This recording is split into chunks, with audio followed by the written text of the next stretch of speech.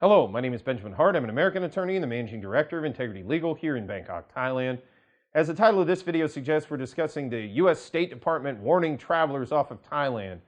And the reason I kind of say that with a little bit of sarcasm in my voice is I've seen a lot of rather sensational headlines from other media outlets here in Thailand that are sort of making it sound like the Americans are saying, don't go to Thailand. Well, that's not really how I read this. I think it's, the U.S. State Department makes a lot of travel advisories.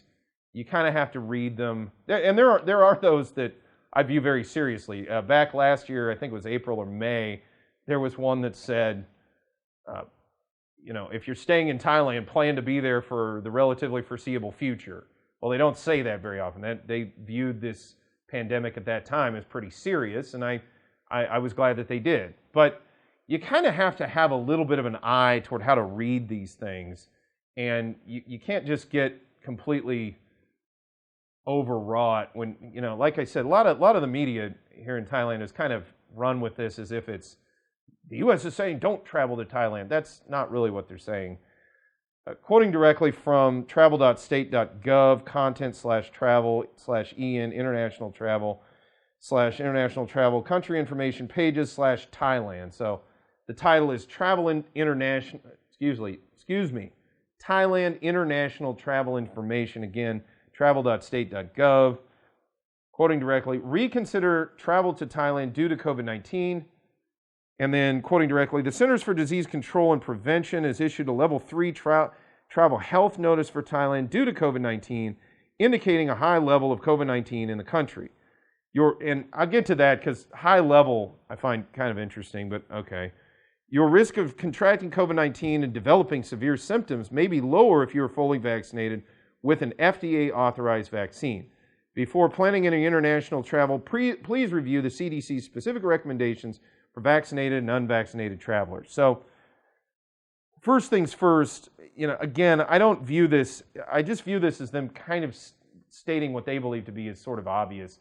There's a COVID situation, best to travel vaccinated. That's State Department's opinion on the matter. Now, I do find it a little interesting where they say, indicating a high level of COVID-19 in the country. I went over to Johns Hopkins University, that's coronavirus.jhu.edu/data/mortality, and I went ahead and pulled up the numbers. So first of all, deaths per 100,000 in Thailand, 2.38, as opposed to the United States, 183.43. So high levels, okay.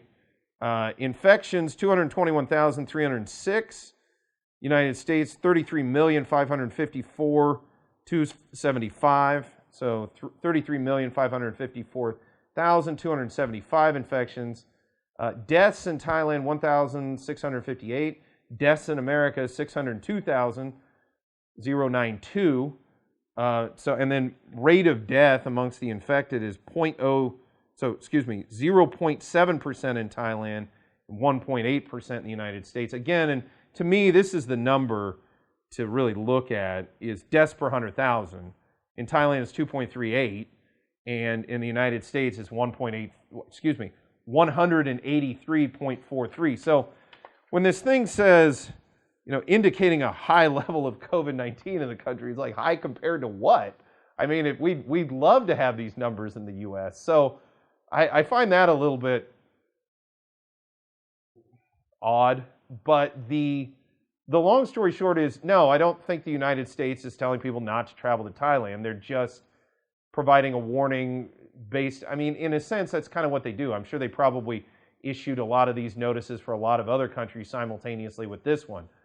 The only part of it I find a little bit odd is to say, again, just quoting directly, high level of COVID-19 in the country. Well, high compared to what? That, again, when you're looking at the data from Johns Hopkins University, I think there's reasonable people can disagree with the phraseology high level, but I'll leave that for somebody else to have that debate.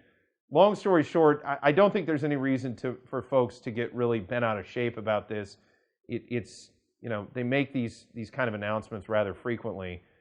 Again, it's not something to completely disregard, but just take it, put it sort of in your sort of quiver of data that you're going to use to analyze travel in general to Thailand, and just use it accordingly with all the other data available out there.